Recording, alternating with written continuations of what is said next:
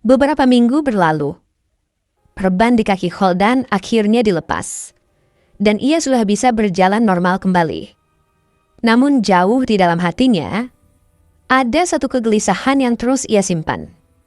Suatu malam, ketika ibunya tengah menyiapkan makan malam, Holden duduk di sampingnya dan berkata pelan, "Bu, bolehkah aku kembali ke kota?" Sang ibu berhenti sejenak. Ia menatap wajah anaknya yang kini tampak jauh lebih kuat daripada sebelumnya. "Apakah kau yakin benar-benar sembuh, Nak?" Suara ibunya lembut, namun penuh kekhawatiran. Holden tersenyum kecil. "Iya, Bu. Aku sudah sembuh. Dan aku ingin mencoba lagi. Aku ingin membahagiakan ibu." Sang ibu menarik nafas panjang. Ada rasa bangga, tapi juga berat. Namun ia tahu, anaknya sedang tumbuh menjadi pria yang punya tekad. "Jika itu keinginanmu," ucap sang ibu perlahan, "pergilah, Nak. Doa ibu selalu bersamamu." Hati Holden hangat mendengarnya. "Ibu, terima kasih.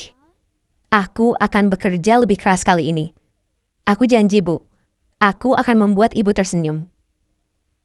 Malam itu, Holden mengemas pakaian-pakaian sederhananya ke dalam tas lusuh yang pernah menemani perjalanan pertamanya. Ia menatap keluar jendela ke arah langit desa yang bertabur bintang. Dalam hatinya, ia bersumpah, "Aku harus berhasil. Demi ibu." Keesokan paginya, sebelum matahari naik, Holden berdiri di depan rumah. Ia memeluk ibunya erat. Pelukan seorang anak yang tak ingin pergi, dan pelukan seorang ibu yang ingin menahan, namun harus merelakan. "Aku pergi dulu ya, Bu. Doakan aku agar sukses di kota." Sang ibu menahan air mata. "Ibu selalu mendoakanmu, Nak. Setiap hari."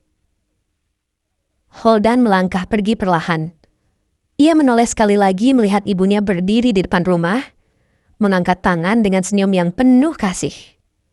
Dengan langkah berat namun penuh tekad, Holden meninggalkan desa kecil itu sekali lagi, membawa harapan besar dan doa ibunya yang tak pernah putus. Sesampainya di kota, Holden segera mendatangi tempat kerjanya. "Pak, hari ini saya siap bekerja," katanya penuh semangat. Namun mandor hanya menggeleng. "Maaf, posisi yang kau tinggalkan sudah digantikan." Holden terdiam. Senyumnya hilang. "Baik, Pak. Terima kasih," ucapnya pelan sebelum pergi. Ia kembali ke kamar kos lamanya, duduk di atas kasur tipis, dan mulai menulis lamaran kerja baru.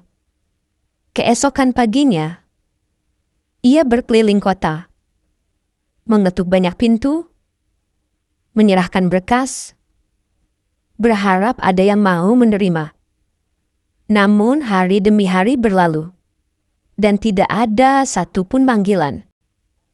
Sementara itu, tanggal jatuh tempo sewa kos tiba, dan Holden tidak punya uang sepeser pun. Ia duduk di luar bangunan kos, menatap langit kota yang suram, lalu berbisik lirih. Hidup di kota ternyata sekeras ini.